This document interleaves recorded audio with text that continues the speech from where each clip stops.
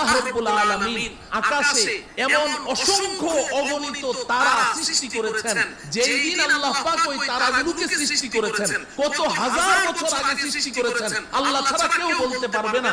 যেই দিন ওই তারাগুলো সৃষ্টি করেছেন, ওই দিন প্রত্যেকটা তারা তাদের নিজ নিজ আলো পৃথিবীর দিকে ছেড়ে দিয়েছে। ওই আলোগুলো দৌড় শুরু করেছে, প্রতি সেকেন্ডে 1,86,000 মাইল স্পিডে দৌড় শুরু করেছে। আজও সেই আলো পৃথিবীর দিকে দৌড়াচ্ছে, আজও দৌড়াচ্ছে, এখনো পর্যন্ত পৃথিবীতে এসে পৌঁছতে পারে নাই।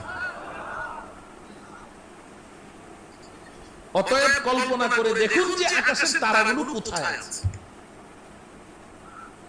আল্লাহ, আচ্ছা, সেই আকাশের তারা যেখানে আছে সর্বোচ্চ তারা, ওই পর্যন্ত গেলাম, কিন্তু আসল বাড়ির কোনো খোঁজ খবর পাওয়া গেল? হ্যাঁ, তাইলে আরো উপরে যেতে হবে। যেতে রাজি?